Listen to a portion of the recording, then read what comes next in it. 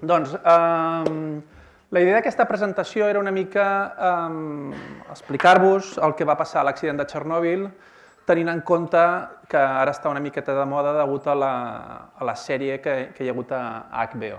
I com a presentació us poso una imatge de la sèrie, de com s'estan fent els processos de neteja dels voltants del reactor nuclear, en aquest cas és una imatge de la neteja de Pripyat, amb el que és actualment Txernòbil, que és un parc d'atraccions. Llavors, anem a veure una mica l'evolució de l'accident i veure en què s'ha convertit actualment la central nuclear de Txernòbil. Hi ha alguns vídeos que no van. Llavors, intentarem d'alguna manera veure si sóc capaç de fer-los funcionar. Abans de començar, com tampoc sé molt bé de com és l'audiència, voldria fer un Kahoot, que suposo que tots esteu més o menys acostumats. Llavors, podeu compartir, si voleu, no cal que tothom contesti, però m'agradaria fer un petit Kahoot de les petites...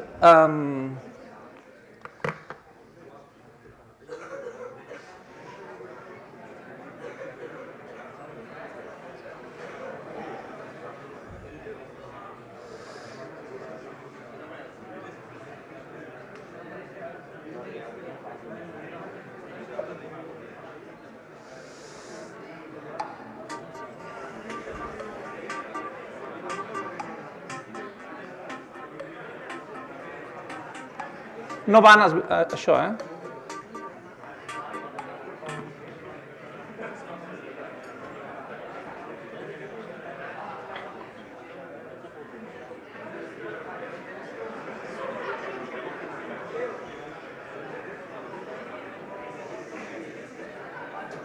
Tothom sap com funciona el Kahoot?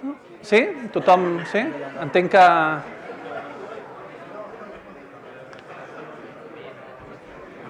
Ara s'hauria de sentir el soroll.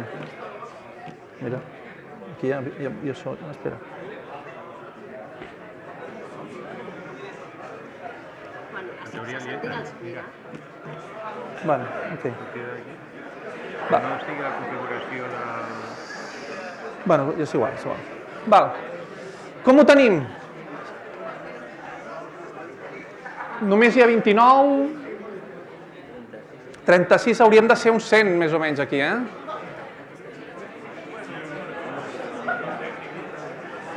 Va, una coseta.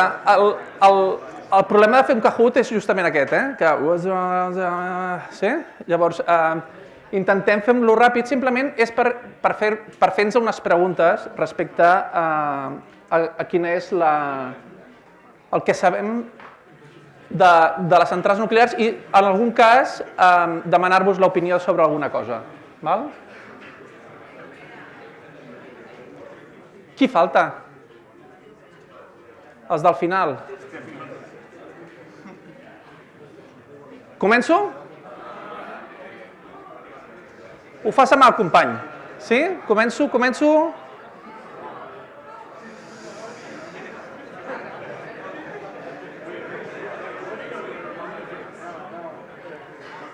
Noms correctes, sisplau.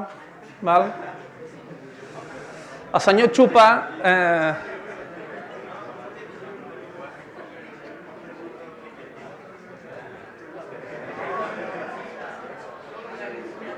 Va, començo, val?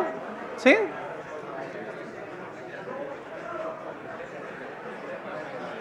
Vinga.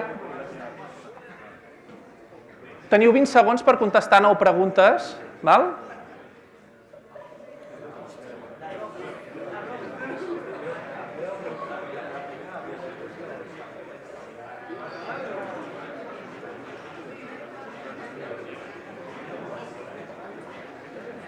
Falten 2.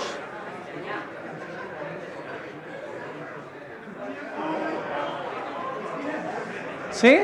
Val? Escolteu, diverses de les coses que us explicaré estaran relacionades amb les preguntes que us estic fent, però aquesta és evident. La central nuclear de Txernòbil està a Ucrania. Següent.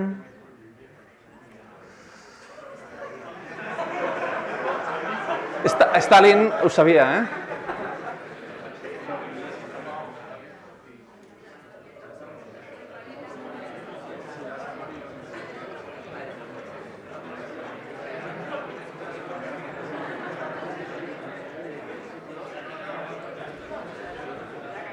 Això és bàsicament per saber el grau de coneixement que teniu de... Sí? Perfecte.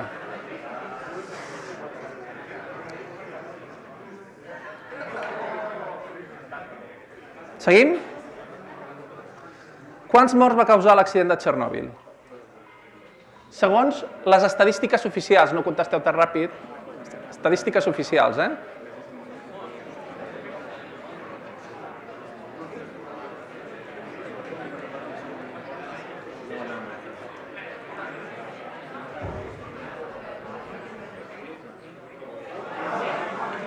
Sí, és una de les coses que veurem després com s'han comptabilitzat les morts de l'accident de Txernòbil.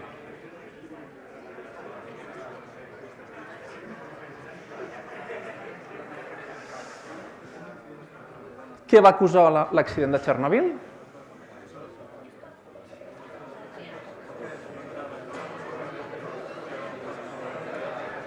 Aquesta és fàcil.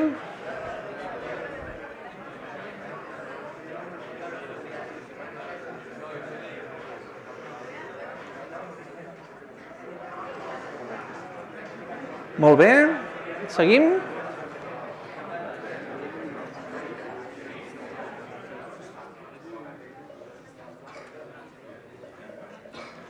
Els civis són els civils, val?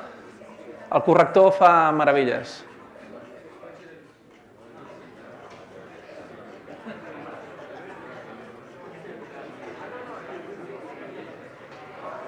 Sí? Molt bé.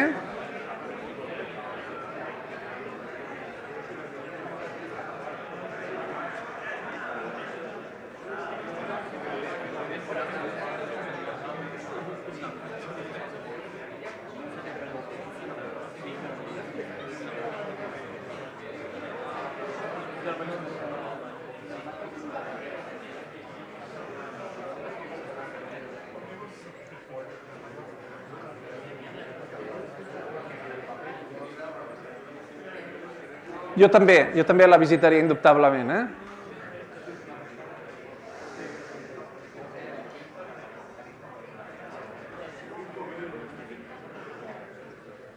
Aquesta és difícil.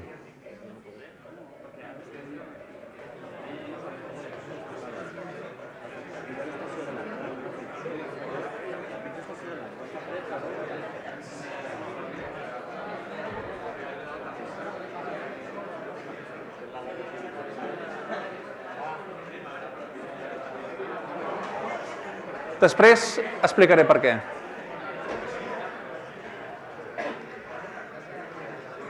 El David Capell triomfa, Des del segon...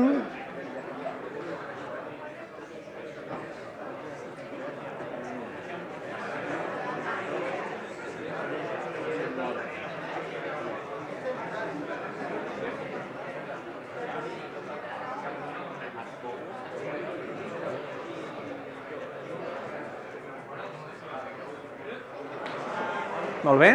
Sí? Tenim 3 reactors nuclears, 2 a Escòcia, 1 a Vandellòs. I l'última pregunta, abans de començar la xerrada. La Joana acaba de passar el David. Hi ha hagut algun accident mai nuclear a Catalunya?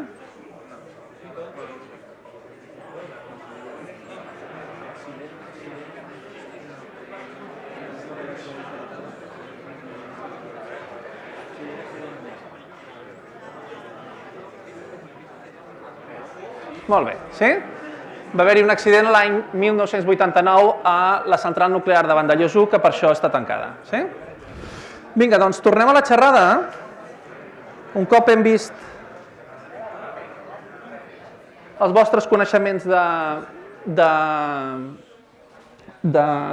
de les centrals nuclears.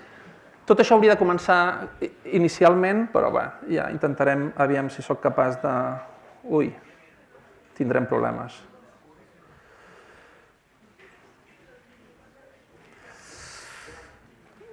No va. Aviam si així... No se puede reproducir el vídeo. Buah, tindrem un problema.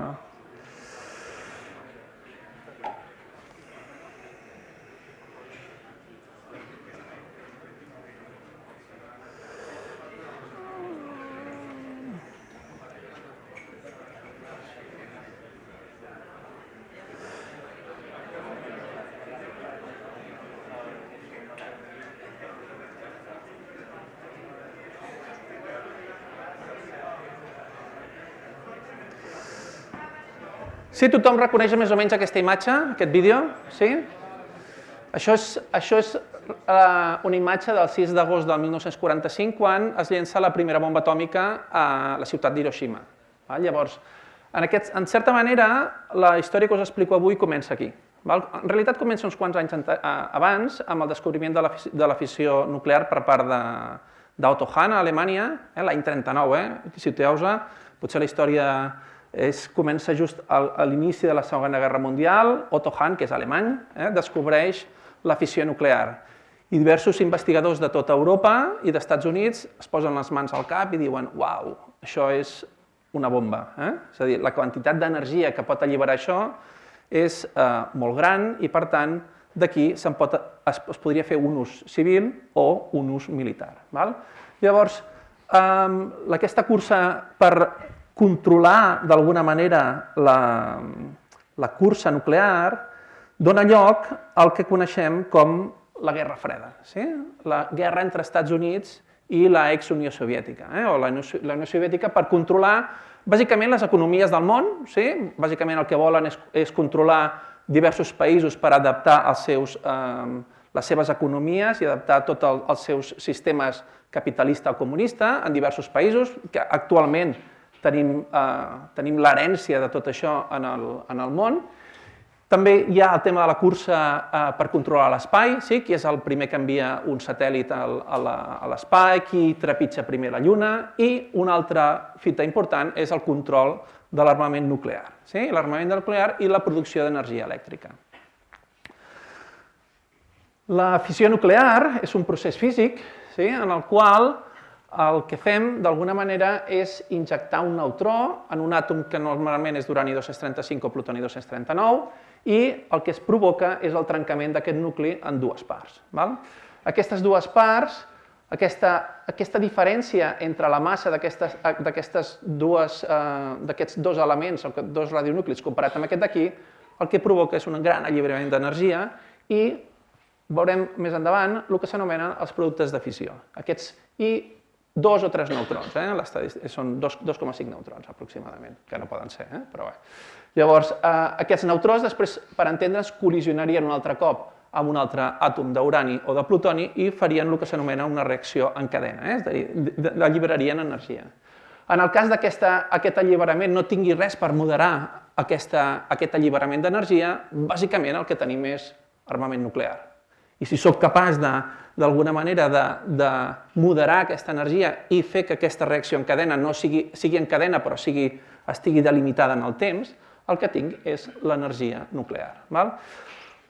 La diferència entre l'energia nuclear i l'armament nuclear és relativament petita. Si no, llegiu les notícies dels últims anys i fixeu-vos què està passant a Iran. A Iran, bàsicament, ells diuen jo vull produir energia nuclear com la resta de països. I la comunitat occidental li diu, tu no, nosaltres a tu no et deixem produir energia nuclear. Per què? Perquè el pas d'aquí a aquí és molt estret. Si tu tens energia nuclear, produir armament nuclear és qüestió de temps. Llavors, anem a entendre una miqueta primer de tot què és l'energia nuclear. L'energia nuclear, com a tal, deriva, primer de tot, de fer bombes atòmiques. Quan ja als Estats Units, la ex-Unió Soviètica, Xina, Rússia i França van tenir suficientment armament, Als anys 50 van generar un programa bàsicament liderat per les Nacions Unides, que es deia Atoms for Peace, àtoms per la pau. Llavors, en aquest procés, el que van dir és utilitzem tota aquesta energia per produir energia elèctrica. I van començar a dissenyar el que s'anomena els reactors nuclears. Existeixen molts diferents tipus de reactors nuclears.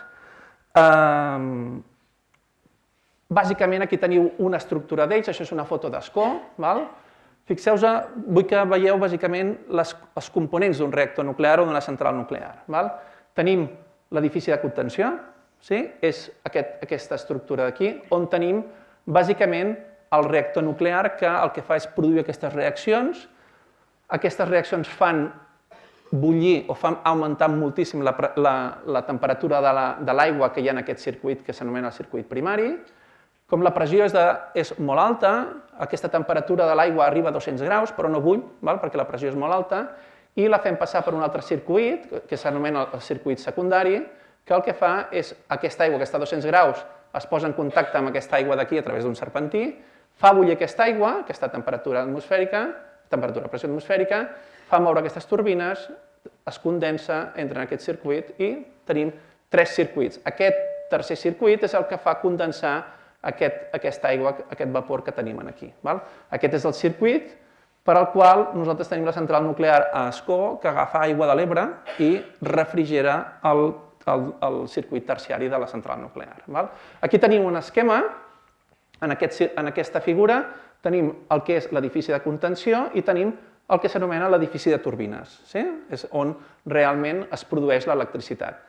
En realitat, això és com una central tèrmica normal i corrent, és a dir, una central tèrmica de gasoil o de cicle combinat o de carbó, l'única cosa diferent és com fem bullir l'aigua, com creem el vapor, però diguem que la resta és exactament igual.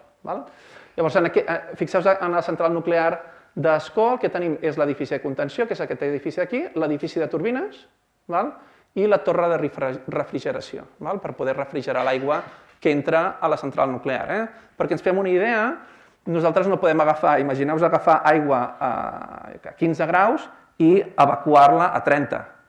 Imagineu-vos que seria un peixet que passa per allà i quan agafa aigua calenta moriria de cop. Per tant, la diferència de temperatura màxima que pot haver-hi és de 3 graus i per tant necessiten estructures com aquestes per poder refredar l'aigua.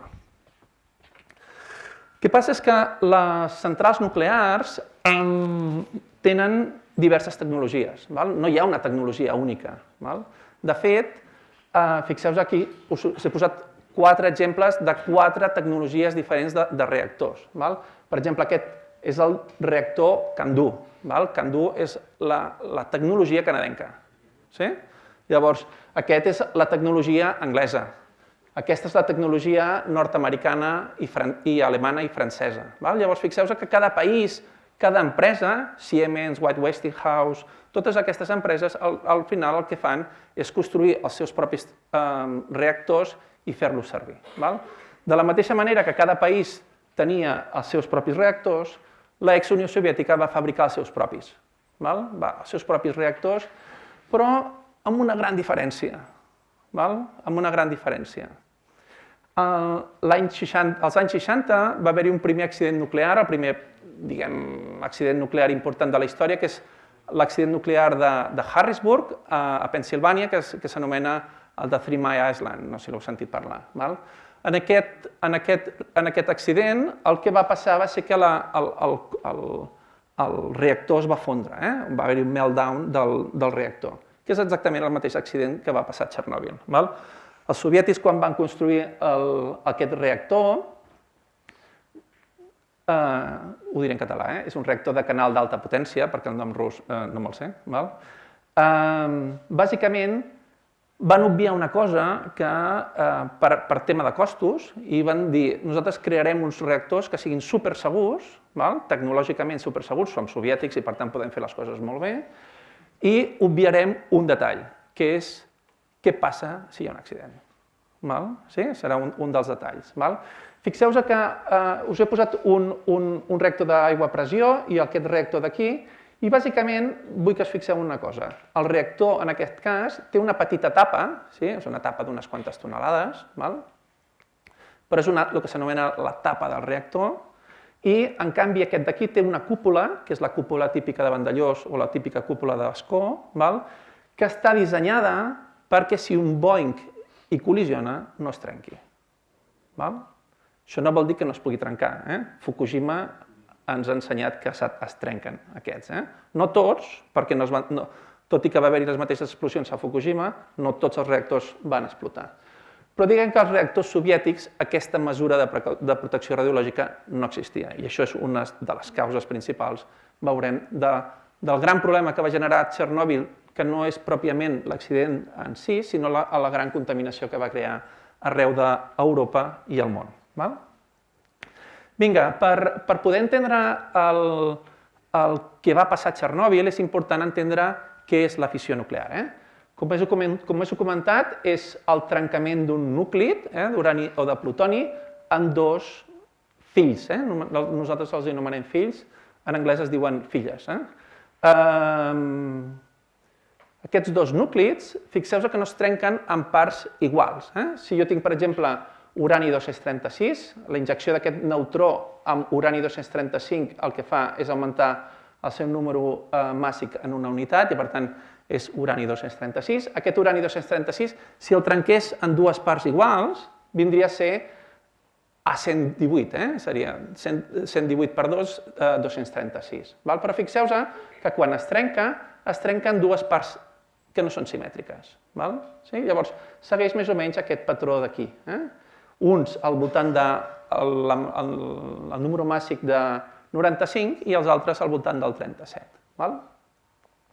Recordeu-vos que aquest allibera 3 neutrons i després allibera aquesta energia, que és la que és una energia cinètica que fa accelerar aquests dos productes de fissió i que quan col·lisionen amb l'aigua escalfen l'aigua i fan bullir l'aigua. Aquest és el procés per al qual tenim l'energia nuclear.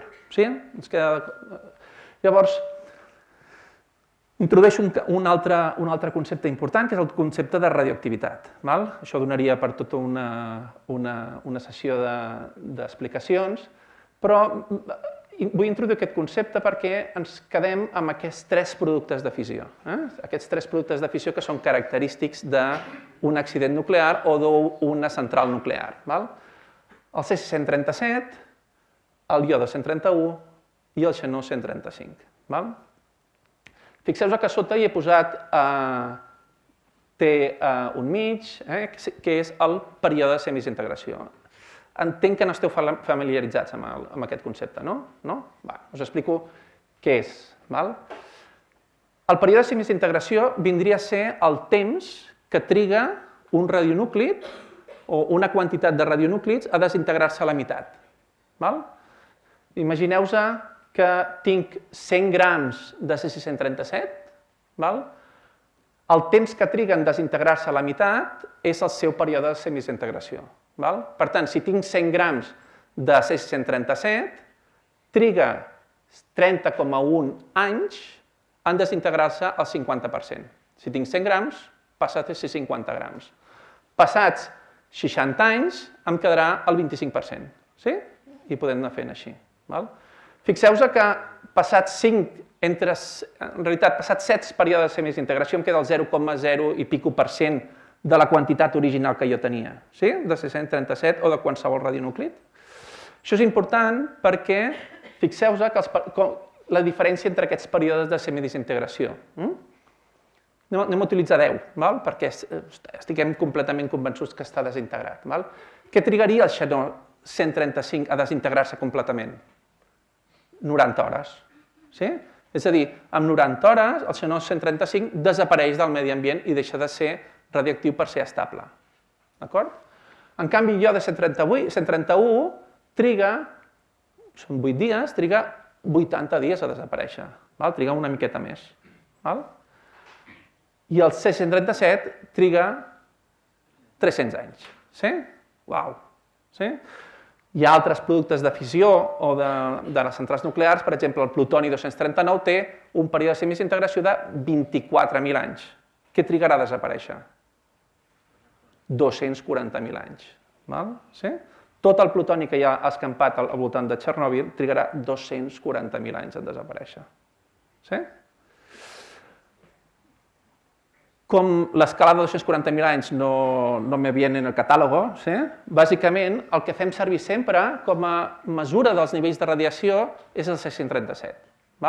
Fixeu-vos que justament el 2019 ha fet 30 anys, una mica més de 30 anys de l'accident de Txernòbil, per tant, en realitat ara ha passat un període de semidesintegració del 637. En realitat, actualment tenim la meitat del C637 que va evocar la central nuclear. Sí?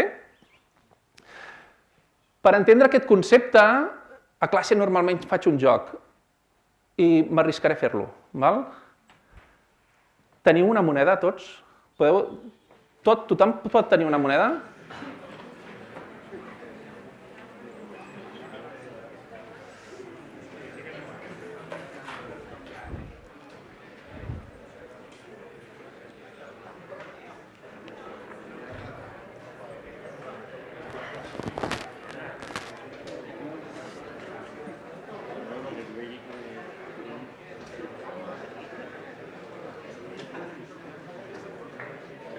Sí? Tothom té una moneda?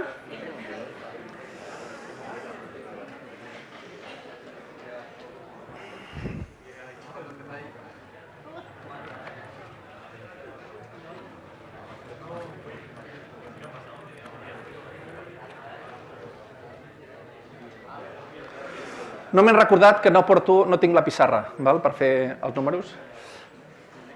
Agafem la moneda, sí? I cada cop que llancem la moneda a dalt i triem, la llançarem i tindrem dues possibilitats, que surti la cara o la creu. Actualment no hi ha creus, però vull dir, o que surti el número o que no surti el número. Llavors, bàsicament el que farem és llançar la moneda, sí? Llanceu tots la moneda? Intenteu que no caigui al terra. Sí? Llavors, ara en teoria ha passat un període de semidesintegració. Llavors, tots aquests que tingueu el número, seguiu. Quants heu tret número? Sí? Tots aquests seguiu i la resta, gràcies per participar, ha estat molt interessant. Tots aquells que heu tret número, torneu a tirar la moneda.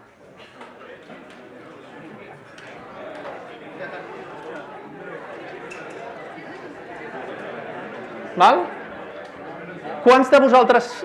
Qui ha tret número un altre cop? Sí? Han passat 2 períodes de semidesintegració. Torneu a tirar la moneda, els altres quedeu fora un altre cop. Torneu a tirar la moneda.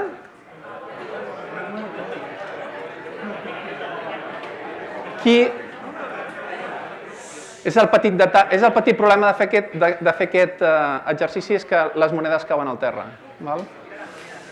Qui ha tret un altre cop? Fixeu-vos que cada cop, ara ja ens queden, no sé quants som, però ara ja ens queden relativament pocs. Ara anem cap al quart període de semidesintegració. Llanceu la moneda.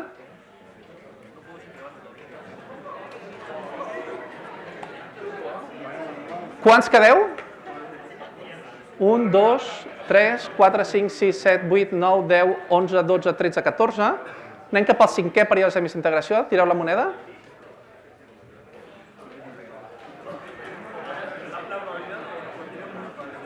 Quants heu tret?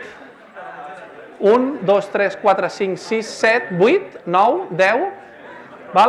5 períodes de semidesintegració ja ens queda el 3% de la classe. O sigui, hem desintegrat tota la classe, fixeu-vos. Anem al 6è període de semidesintegració.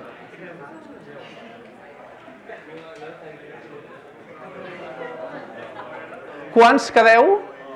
1, 2, 3, 4, 5.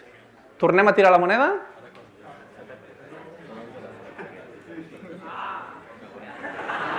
A vol dir que ha fallat, sí? Quants quedeu vius? 2. Tornem a tirar la moneda.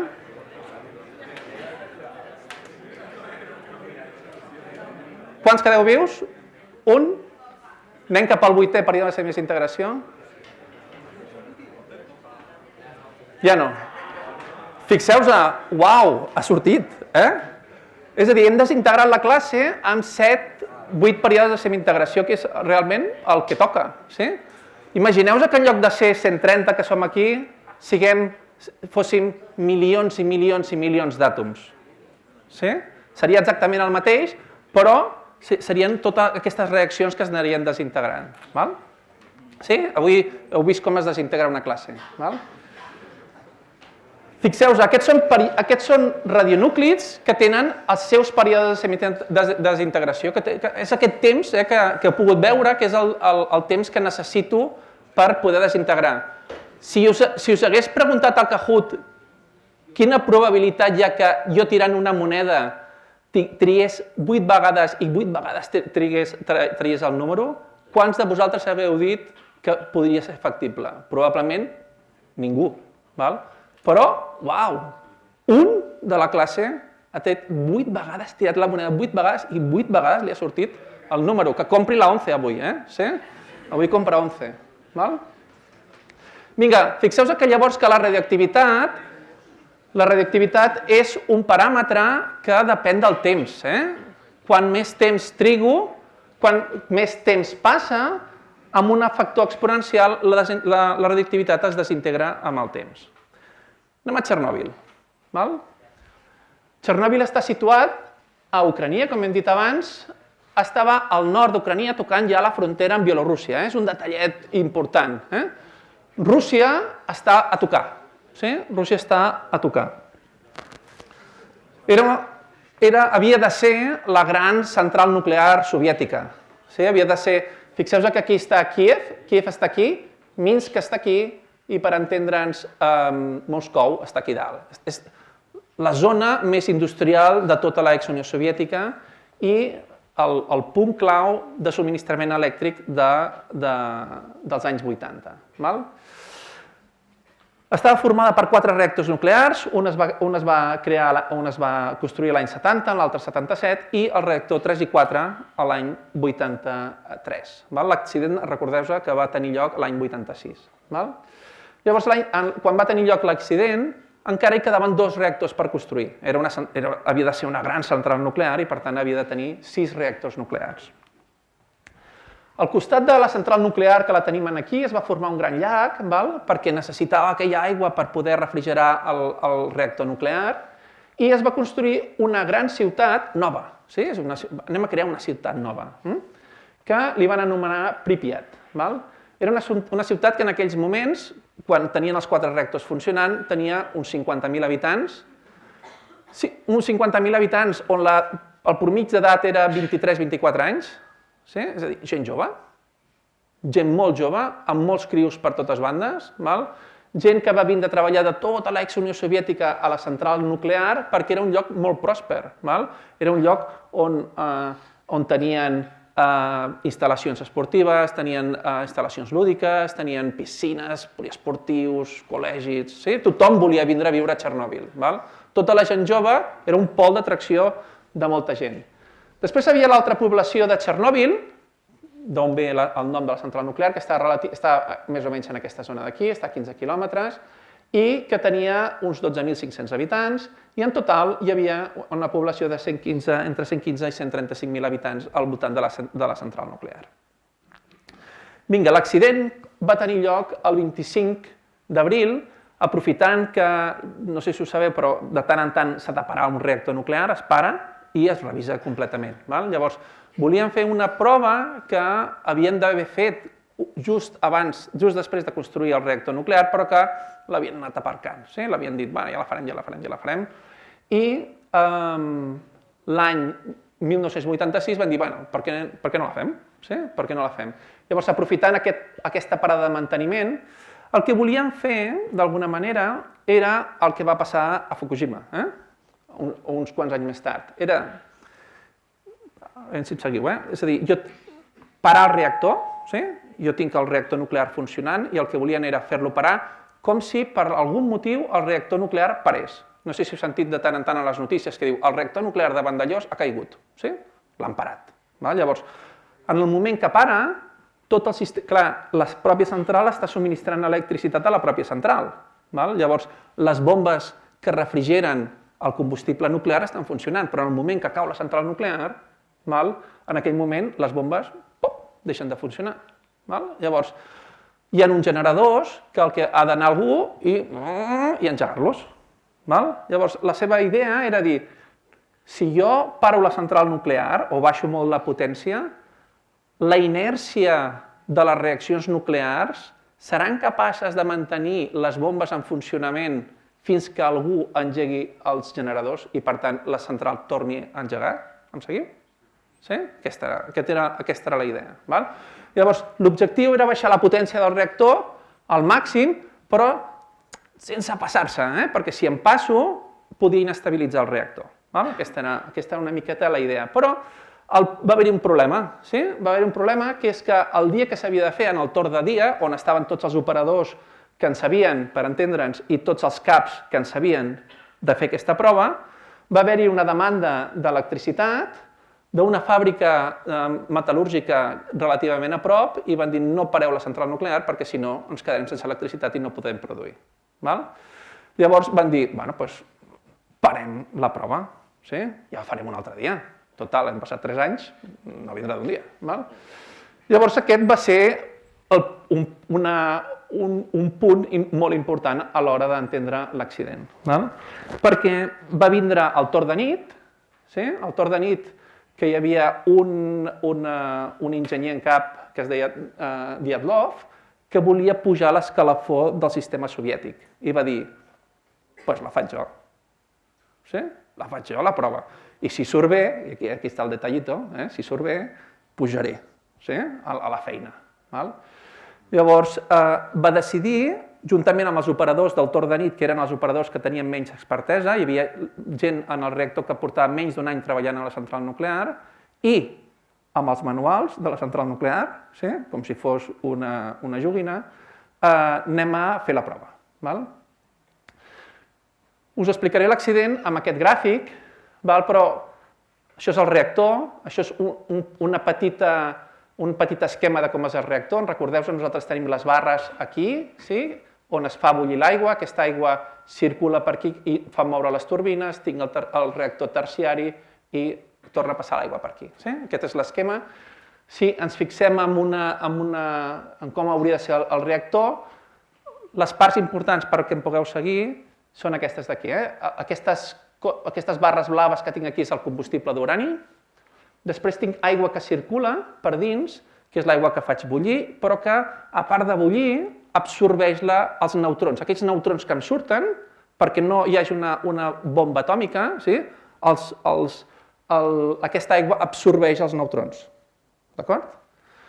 Després hi ha el moderador de grafit, perquè aquests neutrons que us he dit, que surten de la reacció nuclear, s'anomenen neutrons ràpids, però perquè hi hagi una fissió nuclear ha d'haver-hi neutrons tèrmics. Per tant, es posen com grafit, hi ha diferents tipus de moderadors, es posa grafit, i això és un altre clau important per entendre l'accident. El grafit és carboni.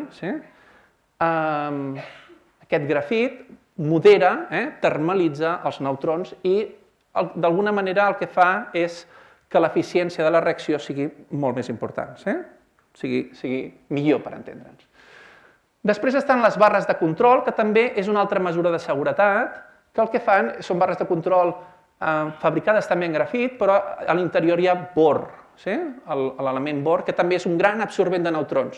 Per tant, totes les centrals nuclears estan dissenyades que si aquestes barres són introduïdes dins el reactor, aquestes barres que teniu aquí estan introduïdes dins el reactor, el bor xupa els neutrons i, per tant, se n'acaben les fissions.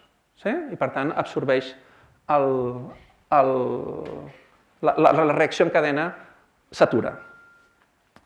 Vinga, us explico una miqueta la seqüència de fets que va passar. Llavors, la central nuclear estava en funcionament, això és la central nuclear.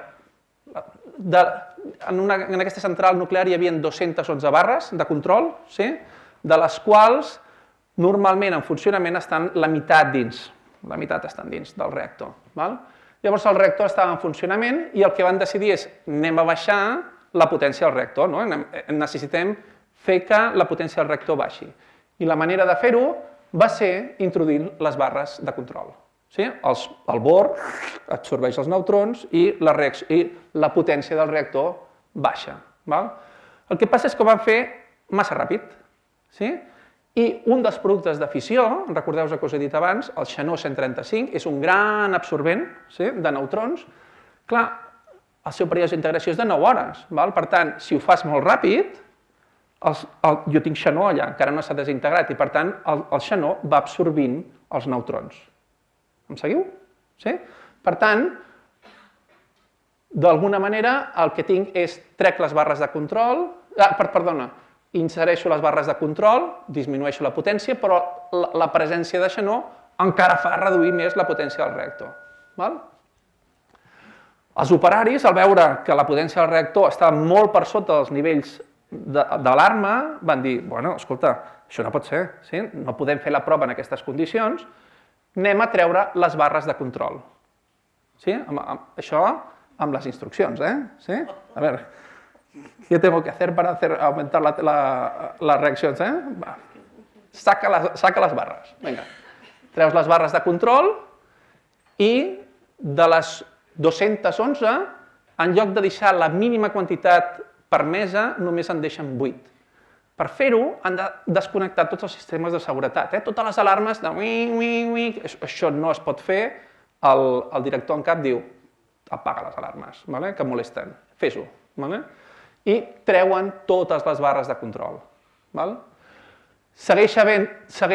Per tant, el reactor no té cap tipus de moderador. És a dir, i comença la prova, que consisteix en treure l'aigua del reactor, que és treure un altre moderador. És a dir, tinc el xenó que a poc es va desintegrant, no tinc barres de control, l'aigua, que és un altre moderador, també el trec, i la potència del reactor comença a pujar. Comença a pujar de forma descontrolada, de tal manera que la quantitat d'aigua que quedava en el reactor comença a bullir. I tota l'aigua, el reactor s'asseca completament i tota l'aigua passa a fase vapor i es condensa. Es forma una gran pressió dins el reactor que el que fa, en el fons, la gent del reactor se n'adona d'aquesta pressió i diu hem d'arreglar-ho d'alguna manera. I si mireu la sèrie, un dels operadors el que fa és tocar el botó d'alarma, perquè existeix aquest botó d'alarma, perquè totes les barres de control entrin dins el reactor. Ho fa, però en aquest moment les barres de tots aquests circuits ja comencen a moure's, estan una mica deformats, les barres no entren, però un altre defecte de forma és que les barres de control estan formades la seva exterior per grafit, que el que fa és augmentar encara més la reacció, bull més l'aigua, allò és una olla a pressió i què passa? Pum! Hi ha una primera explosió dins el reactor. Que en teoria, la següent transparència, és dels pocs vídeos que funciona, això és de la pel·lícula, sí? I fixeu-vos, amb el manual allà, dient, hòstia, aquí ha petado algo, hi ha una primera explosió i fixeu-vos que hi ha una segona gran explosió. La primera explosió el que provoca era l'aixecament de la tapa del reactor. I quan l'aire comença a entrar dins el reactor, l'oxigen comença a entrar dins el reactor, reacciona amb l'hidrogen i bum! I forma una explosió nuclear. Molt més important que la d'Hiroshima i Nagasaki. D'acord? Llavors, és aquesta segona explosió la important. Aquesta segona explosió destrossa el reactor i el reactor està fet de grafit. I el grafit crema, i molt.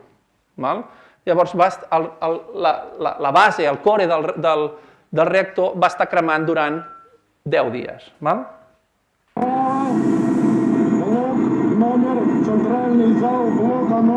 Això són les primeres imatges.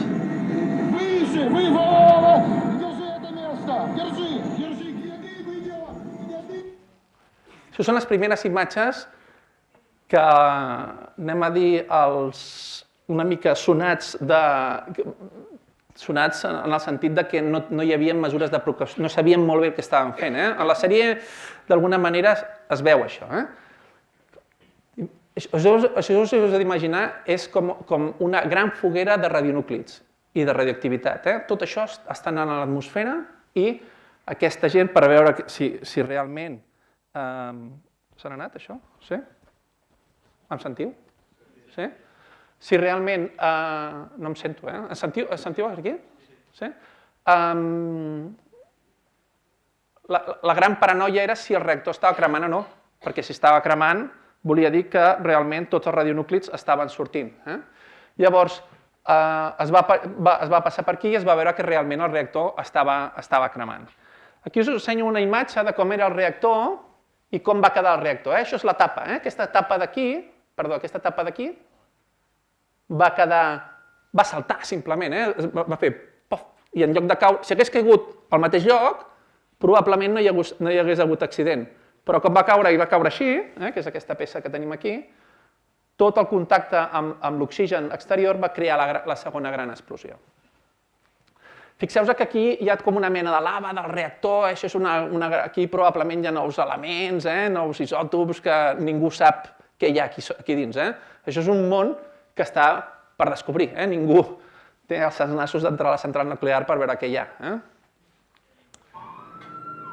Després de l'accident, fixeu-vos que aquí la gran quantitat de foc que surt a la...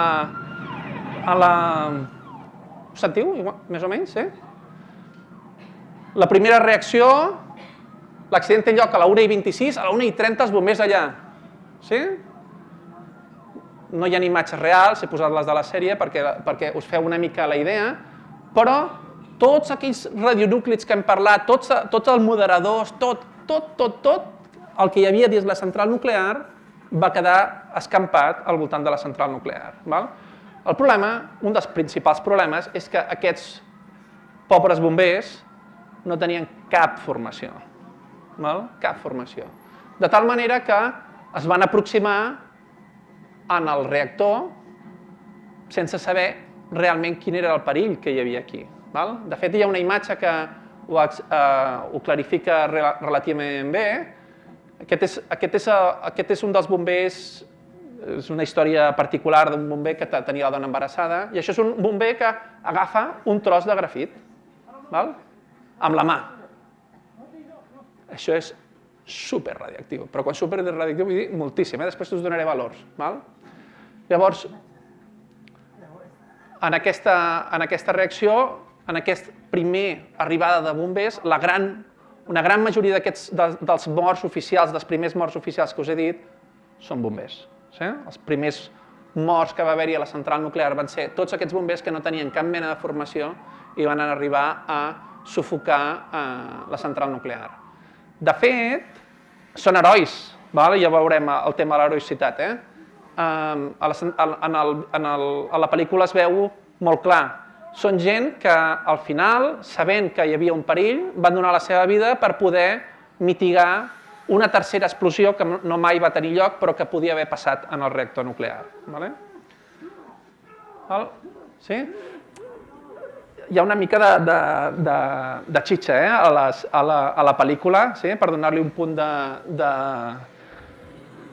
sensacionalisme que jo crec que en algun moment hi ha, però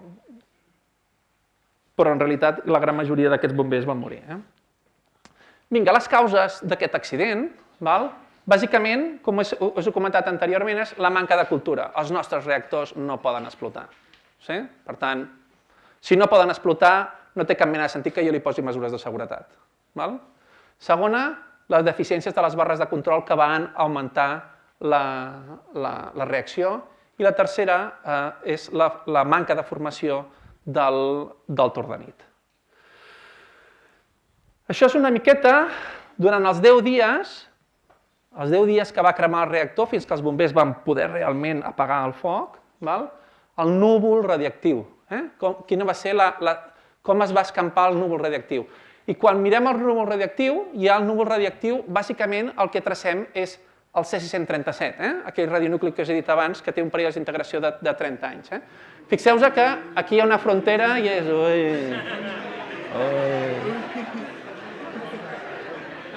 Aquí no passa, Això és un model, Això és un model.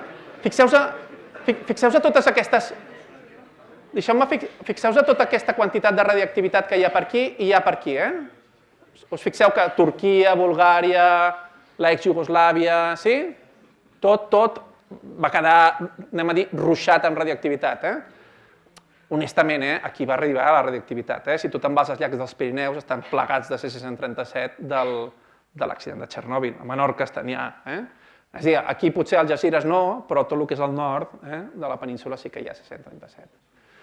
La primera reacció del govern rus, si heu vist la sèrie, és aquí no ha passat nada. Sí? Aquí no ha passat res. És a dir, un primer gran problema que hi havia a la central nuclear és que no tenien detectors de radiació. Per tant, no podien mesurar el perill. De fet, el primer detector que agafen, diuen, ara no me'n recordo de la dosi, però el que fa l'agulla del detector fa cloc i se'n va al màxim. I l'operador, quan li diuen quina radioactivitat, i diu el màxim, el que posa. Però clar, era un problema d'escala. Simplement el detector no en mesurava més. Hi havia, crec que 1000 vegades més del que marcava el detector. Fins que no van portar un detector, en realitat no el van veure, el van portar a Moscou, no van veure el gran problema que hi havia allà. Per tant, va haver-hi 2 o 3 dies de negacionisme. Aquí no ha passat res, i no diguem res, tot el món calladito, perquè si s'enteren els occidentals, els alemanys, els americans, els russos, els anglesos, diran, hosti, les centrals nuclears soviètiques no són tan segures com deien. Per tant, calladitos. Qui va ser el primer que va donar l'alarma? Els suecs. Els suecs, aquí hi ha una central nuclear que es diu Forsmark, que és una de les grans centrals nuclears sueques, que quan els operadors de la central nuclear entraven a treballar, els hi feien un control i deien, estàs contaminat amb radioactivitat. És a dir, el que entra, no el que surt. El que entra, diu, hosti, estàs contaminat. I diu, aviam, traiem un detector fora, i diu, hòstia, però si està tot ple de radiació, i nosaltres no tenim cap accident. I els suecs diuen, escolteu, algú li ha patat una central nuclear? I tots, no.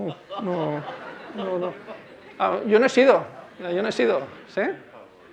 Llavors, al cap d'un dia i mig, els soviètics, realment diuen, hòstia, això no pot ser.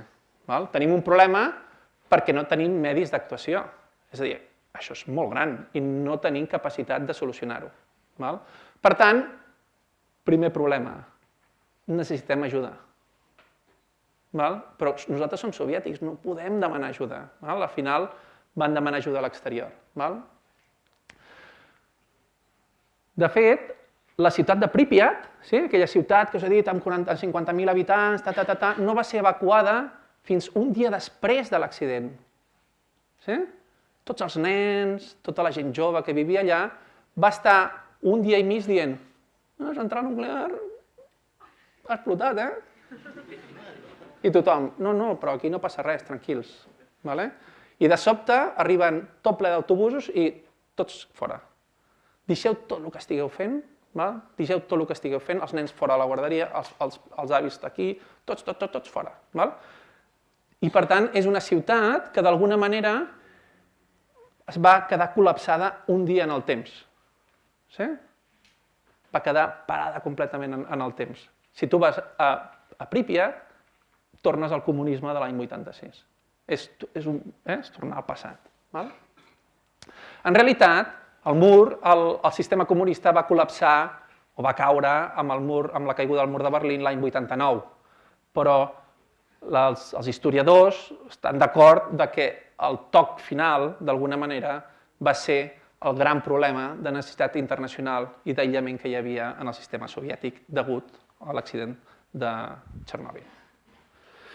Si fem una imatge de la contaminació que hi va haver a la central nuclear, doncs aquesta és una miqueta la contaminació que hi ha hagut, el mapa de contaminació de l'accident nuclear del C637, després tindríem el del plutoni, el de l'estronci 90, després tindríem...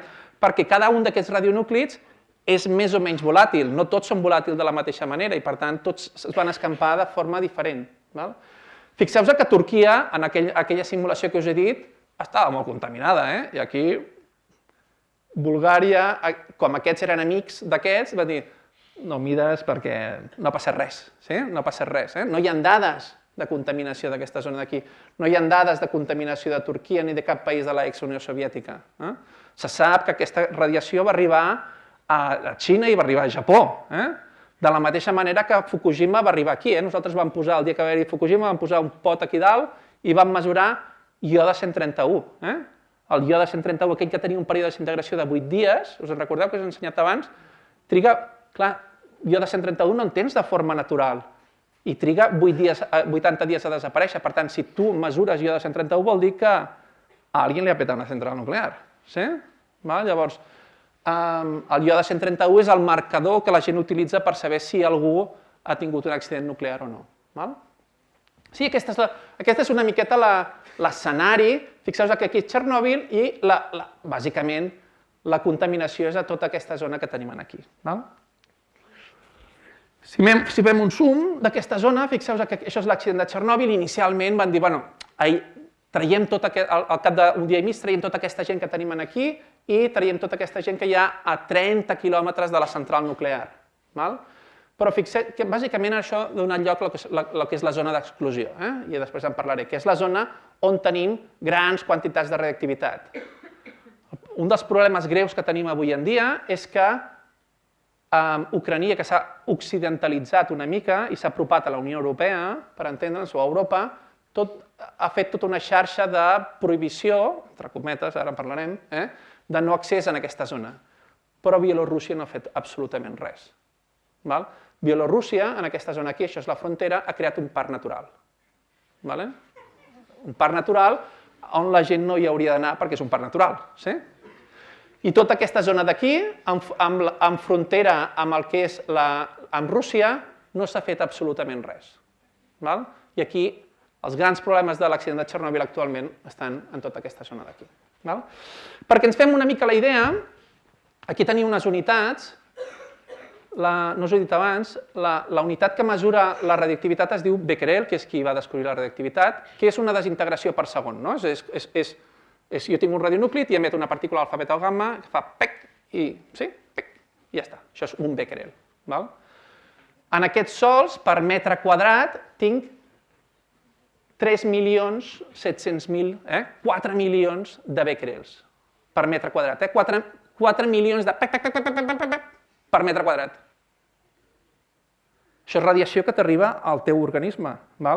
I que si tens la mala sort de que toques i després dius, ai, em pica l'orella, o moquito, te'l pots incorporar a l'organisme.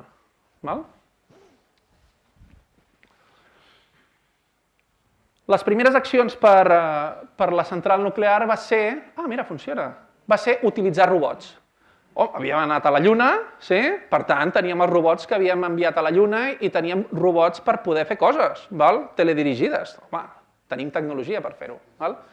Llavors, el que vam fer primer de tot va ser provar robots, però els robots no van suportar la gran quantitat de radiació i tots els sistemes elèctrics petaven i, per tant, no els podien utilitzar degut a la radiació. I van crear el terme del biorobot, és a dir, la gent anirà a la central nuclear, tota la gent de l'ex-Unió Soviètica militars anirà a la central nuclear a treballar 90 segons, 1 minut i mig. És a dir, aniran a la central nuclear i van treballar 600.000 persones per treure tots els residus radioactius que hi havia al voltant de la central nuclear. Aquí està molt ben representat a la pel·lícula, hi ha alguns vídeos que surten a YouTube on s'explica, aquest és un vídeo real, això és un vídeo real d'una persona que el que fan és netejar la part superior del reactor i agafen tots els residus, allò que havia agafat el bomber, i ho tiren dins el reactor, per després cobrir el reactor. Llavors, els cobreixen, fixeu-vos que els cobreixen d'aquella manera, en plom, però no tenen mesures de seguretat. Llavors, el que fan és anar dalt del reactor i amb un sistema d'alarma supersofisticat, aviam si surt, que és bàsicament donar un martell a una viga de ferro. Sí? Ara es queden aquí, sí?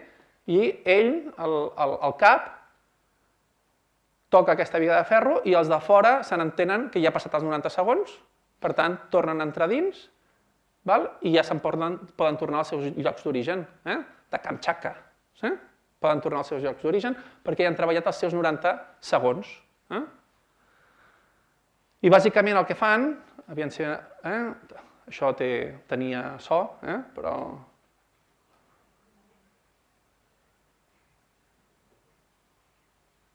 El que fan bàsicament, com us deia, és... Passaré el vídeo, perquè aquí aquest vídeo enfoca bàsicament a un dels operadors que va caient, s'enganxa els peus i queda ruixat amb aigua radioactiva, ja ho veureu a la pel·lícula si voleu, però bàsicament el que vull és que entengueu és això. Això és la part superior del reactor 3 i hem de netejar-ho. Això és super radioactiu, super. I bàsicament el que han de fer és això. Córrer i anar a llançar, podien estar una mica més organitzats, podien començar per la zona més propera al reactor, però bàsicament simulen molt bé tot el que va passar realment allà. Més o menys seguiu la idea. Al final, si mireu la pel·lícula, aquest cau al terra, es queda xop i un desastre. Es trenca la bota, però bàsicament el que fa és tirar això. Com us comentava, 600.000 persones van treballar en aquesta zona, 350.000 persones van ser evacuades de tota la zona del voltant de la central nuclear. Penseu que Kíev estava només a 20 quilòmetres, perdona, estava a uns 80 quilòmetres i aproximadament les Nacions Unides creuen que aproximadament uns 3,5 milions de persones van ser afectades per l'accident. Fixeu-vos com arribava la gent a la central nuclear, sí? Amb mascaretes de pintor.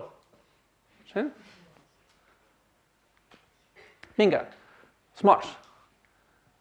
Primer informe oficial, 31 morts, 2 desapareguts, 29 morts. Això és el primer informe oficial. El 2008 la ONU augmenta aquests morts a 54 perquè gent va tenir un càncer i es va morir i després va haver-hi un fòrum que va augmentar la quantitat de gent que hi havia morts a la central nuclear. Això és actualment com està la central nuclear. Hi ha tot un nou cofre que ens ha costat a tots 2.000 milions d'euros perquè els ha pagat bàsicament la Unió Europea, que va ser instal·lat en novembre del 2005, que és el gran sarcòfag de la central nuclear que ha permès reduir significativament els nivells de radiació de la central nuclear i, per tant, l'entrada del turisme a la central. Vinga, les conseqüències, bàsicament aniré ràpid perquè ja és més o menys l'hora. Hi ha hagut una evacuació de gent de la central nuclear, molta gent ha hagut de marxar. Aquesta és la zona d'exclusió, com us comentava, la zona d'Ucrania i això és la zona de Bielorússia. Perquè ens fem una idea, tota aquesta àrea d'aquí és com si tinguéssim el Maresme, Barcelonès, Garraf, l'Anoia, els dos Vallesos i el Bages, tot junt. Això és la zona d'exclusió de la central nuclear. És zona on l'home, en teoria, no hi podria viure. Perquè ens fem una idea de què estem parlant de radioactivitat, o de les dimensions de la radioactivitat. Una moneda de 5 cèntims pesa aproximadament 4 grams. Si fossin 4 grams de C637 purs, i escampéssim aquest C637 en els 3,5 quilòmetres quadrats de Central Park, seria zona d'exclusió. No podria viure la gent. Una sola moneda, imagina't la quantitat de radioactivitat que va haver-hi i que es va escampar. Si escampessin sol només una moneda de C637 ben escampada per tot la zona de Central Park, la gent ja no hi podria viure. 4 grams, Vinga, el desplaçament de la població, va haver-hi un gran desplaçament de la població, però hi ha un vídeo molt interessant de les babushkas, que són dones que reflexionen, tenen aquesta reflexió, se les van emportar a Kíev i deien, però jo a Kíev menjo malament, respiro òxids de nitrogen, tinc contaminació i a Chernobyl només tinc cesi. És a dir, estic molt millor que en una gent de Kíev. Per què m'heu de fer contaminar amb una cosa si aquí només tinc un contaminant? Estan supercontaminades en C637, però viuen a la zona d'exclusió. Actualment, Txernòbil és una zona... L'accident va matar totes les espècies que us podeu imaginar allà. El que passa és que és una zona on no hi ha l'home i, per tant, no hi ha el gran depredador. L'home no existeix. I, per tant, totes les grans espècies que hi havia a la zona russa estan repoblant aquella zona i és una zona que, des del punt de vista de biodiversitat, és fantàstica. Si algú vol fer estudis de biodiversitat, Txernòbil és un bon lloc. El gran problema és la contaminació dels aliments. Molta gent està contaminada actualment a la zona de Bielorússia, sobretot, degut a que cultiven el sòl, aquests sòls tenen grans concentracions de radioactivitat i aquesta radioactivitat és incorporada en l'organisme. Això és, per exemple, un estudi que es va fer en òrgans en nens morts als anys 90 i això és la concentració de radioactivitat en tots els seus teixits actual. Bàsicament el problema és aquesta zona que tenim aquí. Txernòbil, pels físics, pels químics, pels biòlegs, és un laboratori. Allà la gent hi va a treballar perquè hi passen moltes coses, hi ha moltes reaccions que es tenen en compte i, per tant, hi ha un efecte crida d'investigadors que volen estudiar a Txernòbil. I aquí, perquè veieu dues coses, o tres exemples, molts animals s'han adaptat a la radioactivitat, excepte els ocells migratoris. Els ocells migratoris són qui pateixen més. Els ocells migratoris tenen, per exemple, aquest té albinisme, han tingut diverses tumors i mutacions. Els pins, per exemple, això és el moment de l'accident, com creixen és diferent després de l'accident de Txernòbil. És a dir, podem comptar les anelles i això és 1986. Això és una fulla de pi posada damunt d'una placa fotogràfica.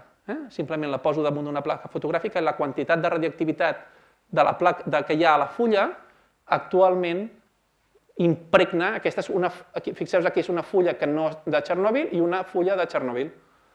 Deixa la senyal. El problema actualment és que, per això us ho he dit a la tardor, quan cauen les fulles dels arbres, hi ha fulles per totes bandes i la radioactivitat s'escampa per totes bandes, justament degut a que els arbres xupen la radioactivitat que hi ha en el sòl. I finalment acabo amb Txernòbil com a centre turístic. Txernòbil ha passat a formar part del que s'anomena del dark tourism, és a dir, llocs morbosos, llocs on han matat centenars de milers de persones o llocs on ha mort molta gent. Llavors, és un lloc on la gent, clar, molta gent ho ha passat molt malament, però la gent actualment està fent turisme. Llavors, si d'alguna manera entreu a la pàgina web d'Ucrània, l'oficial, de llocs turístics, dels 8 llocs que et recomanen anar a Ucrània, 7 són Txernòbil. Uau! No tenen res més. Si entro a TripAdvisor, 5 estrelles, 5 estrelles, 5 estrelles, 5 estrelles, 5 estrelles, 5 estrelles, 5 estrelles. Uau! Deu ser molt guai, de Txernòbil. Preus, 240 euros per persona. Hosti, quina font d'ingressos més bèstia. S'estan fent tours privats. Abans, en realitat, fixeu-vos que és un problema. La gent abans feia visites furtives per la nit, ara s'ha legalitzat a un cost relativament alt. Fins i tot vodka de Txernòbil. Vodka plantat a Txernòbil. Uau! Prometen que no porta radioactivitat, però... El número de turistes s'ha anat augmentant amb el temps. Fixeu-vos, això és després del llançament de la sèrie. Ara és un pol turístic enorme. I, bàsicament, la gracieta és et donen un detector i vés a buscar radioactivitat. Vés a buscar punts calents de radioactivitat i la foto és aquesta. me estoy irradiando. Sí? Us poso, ja em vaig tard, poso aquest vídeo però perquè veieu...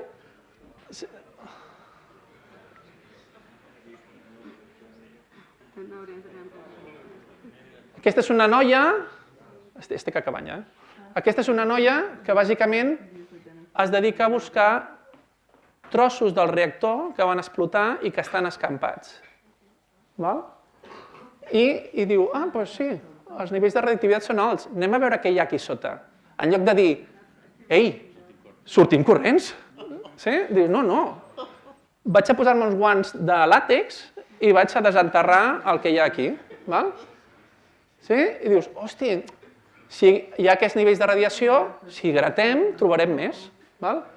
I et dona instruccions en aquest vídeo per recuperar trossos de radioactivitat del reactor. I diu, primer agafem un munt, mesurem, si no hi ha aquí, tornem a agafar més, fins que trobem un trosset. I al final troba aquells 4 grams que us he dit. Aquells 4 grams els troba i els agafa amb la mà i diu, oh, que guai, tinc quanta radioactivitat. El problema no és la radioactivitat puntual que tu puguis rebre, sinó que probablement tota aquesta sorra, tot això que jo estic en contacte, després m'ho puc emportar a les botes, als pantalons, al cabell, i per tant em puc contaminar. I m'ho puc emportar a casa, i aquest és el gran problema, la contaminació, no tant la irradiació. Passaré el vídeo, però bàsicament ja l'ha trobat, ja està contenta. Uau, tinc un tros del reactor. Iei! Us passo simplement perquè tingueu en compte, aquestes són les dosis. Si em pregunteu, realment és perillós anar a la central nuclear de turista si no fas aquestes coses? No ho és. No és perillós. Reps dosi? Sí. Reps dosi com pots rebre amb un vol a Chicago, reps dosi com pots fer-te una radiografia, reps dosi. El risc no és zero, el risc no és zero. I pots generar un càncer degut a això, al final, d'aquí 20 anys, el risc no és zero. El problema no és tant la radiació externa que pugui haver-hi, sinó que la roba o que jo pugui ingerir un radionuclid a l'organisme. Aquest és el gran problema. Per tant, he d'anar molt en compte. Actualment, però, la gent va a Txernòbil a fer-se Instagram. Fer-se la foto de l'Instagram. A aquesta noia li han donat una roba perquè no se la tregui, però és més cookie sense roba. Es treu la mesura de protecció i es fan les fotos. Tot això està penjat a l'Instagram, ho podeu trobar. Però bàsicament la gracieta és fer-se la foto amb el detector i dir, ei, m'estic irradiant. L'última transparència, si decidiu un dia anar a Txernòbil, a mi m'agradaria molt, encara no m'han deixat, penseu que és un lloc on hi va morir molta gent, sí, probablement. Aneu en compte, sobretot, no toqueu res. Hi ha moltes zones contaminades, hi ha moltes zones... No se sap molt bé què es va passar amb les coses. Per exemple, a l'hospital on van arribar els bombers, tots aquells bombers que heu vist a la sèrie es van treure la roba i la van tirar en el soterrani de l'hospital. La roba està allà, ningú l'ha tocat. Una de les coses més morboses que hi ha és anar a veure aquesta roba, però està supercontaminada. Llavors, hi ha moltes coses a veure, és molt xulo des del punt de vista antropològic, perquè és aturar el temps a l'any 86, però, sobretot, no toqueu absolutament res. Per tant, avui en dia, d'alguna manera hem de conviure una tragèdia amb un parc turístic. Txernòbil ha passat a ser un parc turístic i, per tant, són dos cares de la mateixa moneda. Sí? Sento allargar-me una mica més del compte.